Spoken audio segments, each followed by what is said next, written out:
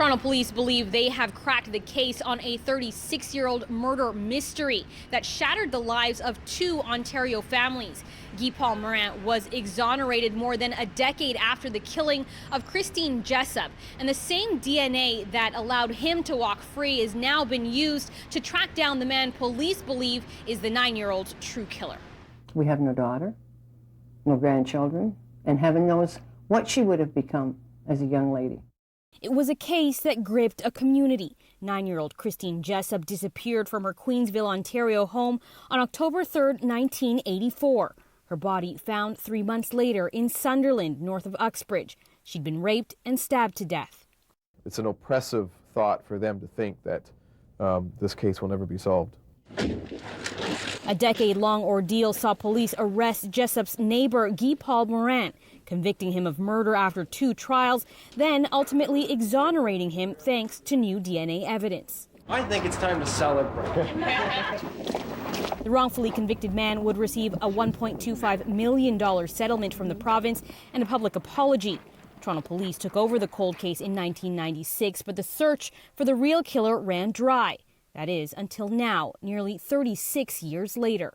On Friday, October 9th, 2020, we positively confirmed the identification of the person responsible for the DNA sample found on Christine's underwear. Calvin Hoover of Toronto, Ontario, was 28 years old in 1984.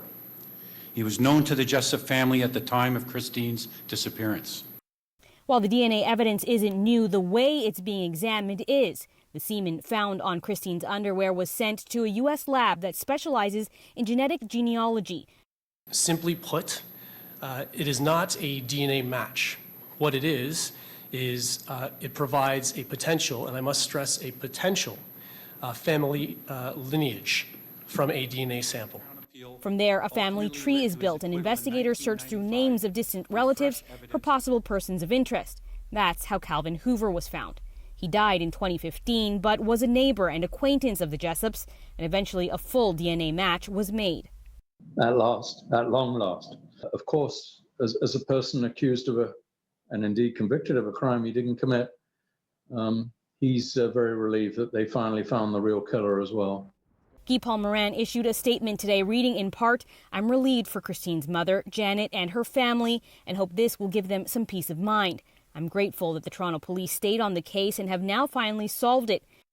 We reached out to Jessop's family and their representatives but did not get a response. And the mystery isn't solved just yet. Police are still trying to answer the many questions that still linger so many decades later. We are asking for the public's help as we look for information about Calvin Hoover in an effort to create a timeline of his whereabouts and the last moments of Christine's life.